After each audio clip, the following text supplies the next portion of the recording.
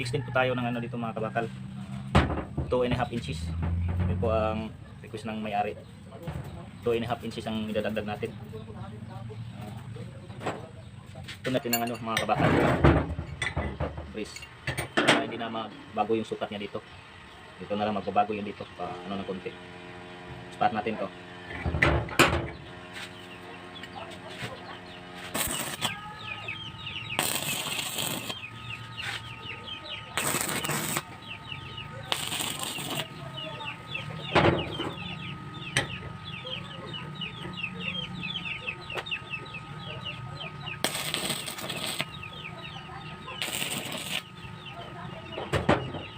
Ito rin po yung ano mga kabakal para hindi na kayo mahirapang mag-fit up ulit.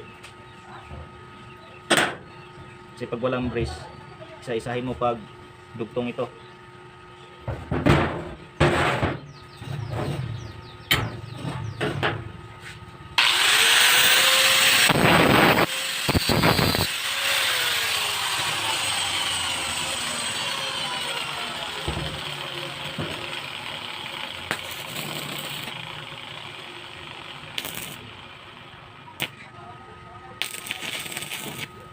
Brace nya, temporary lang po. Tatanggalin po natin ito pag katapos na po.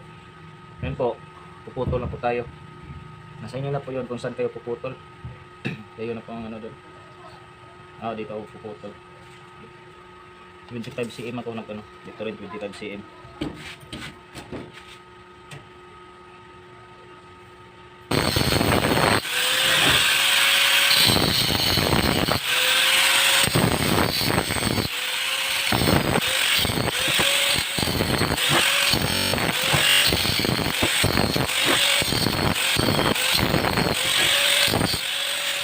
Mga bakal, may hinating pa ako na dimidya na tubo. Hindi kasi magkasya dito kaya hinating ko rin ng konti para ano siya dito, higpit. Ito po. Paglagay natin dito.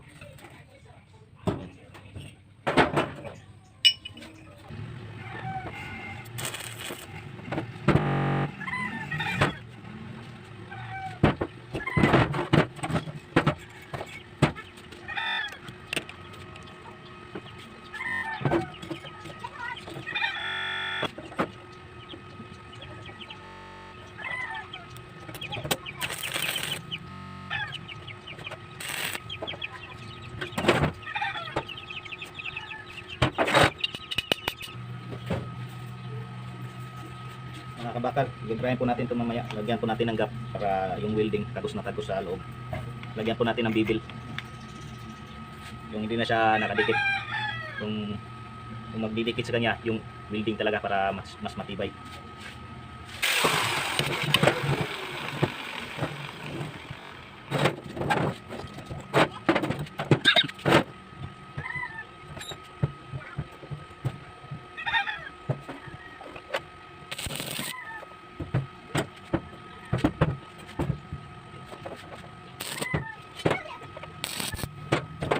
Check natin kung diretso na ito.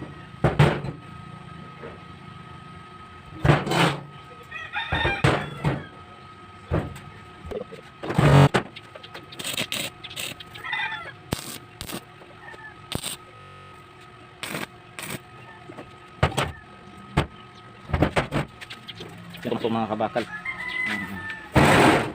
Dugtong na po natin, attacking na po natin. Yan po. Diretso na po yan. Ito po. Bila. Ito rin po. Ganyan po pag-check.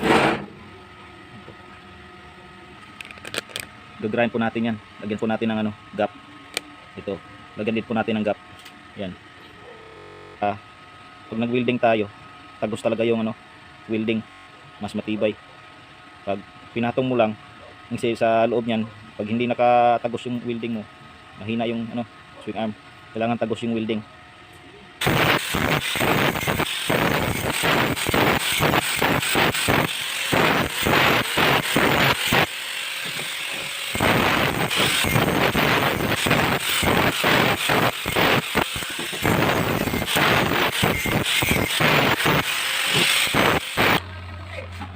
Ano na po natin, lagyan na po natin ang gap.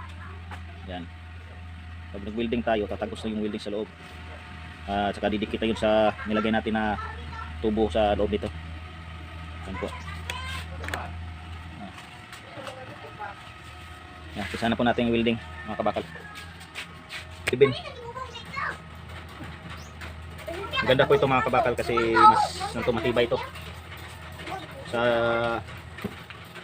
Yung nasa Saudi pa ako, ito po yung ginagamit ng pang root pass. Kasi mas matibay po ito. Kaya ito pong gagamitin natin.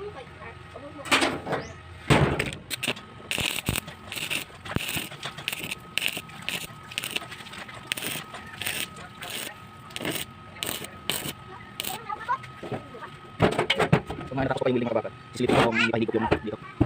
Hindi ko higop. Kailang welding naman tayo dito. Ang kabakal. Sa?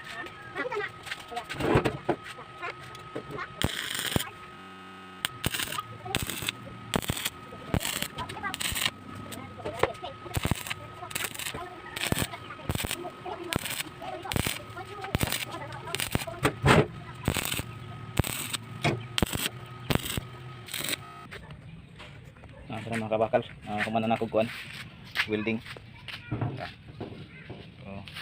Ito na lang siyang lintihan mga ito na sandiron. Kuha na siya.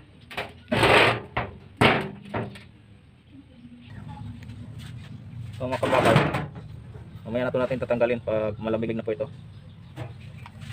Ingatan na itanggal po ang bunga na dito.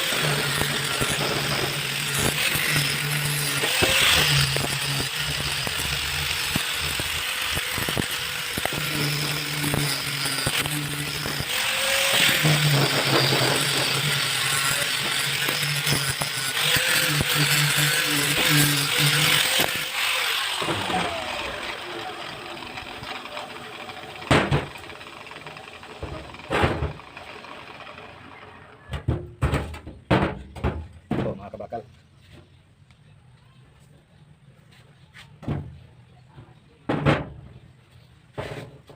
Ito na yung tanggalon niya mga kabakal. Bugnaw na ni. Ito na siya tanggalon.